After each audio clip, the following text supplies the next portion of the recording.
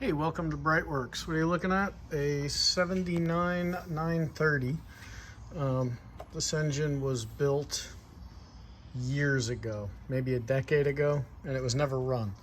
So one of the things that I did do was lubed up the rockers with our normal assembly lube. But what we're going to do now is we're going to turn the motor over. We've got 10 quarts of oil in her. And we're going to try and get to the point where we can see that the cam spray bars are spitting oil. That will mean that the the oil system's primed, and we want to see that before we even use a starter motor. So we're going to do this by hand. So I'm going to go grab some tools and we're going to get on with it. All right, if you guys are still with me, we are looking right there at that tiny little hole. And what seemed like a half an hour, I was like, ah, shit, my theory might be wrong. I may not be able to generate enough oil pressure. But I could smell it long before it came on. There we go. See the oil coming up through there?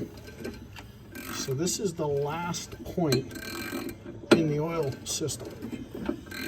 So if we got oil there, we should have, assuming no other issues, then unbeknownst, we should have oil everywhere else.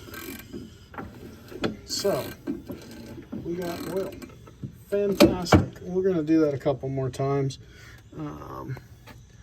Make sure that we get it all the way on that back one down there. If I can zoom in. Ah, look at that. Excellente. That is good news. Yeah, I've got 3 pages of wiring on these. These twin plug systems are fantastic, but they take a little bit of energy and effort to make sure you put them together right. So even silly things like numbering the spark plugs.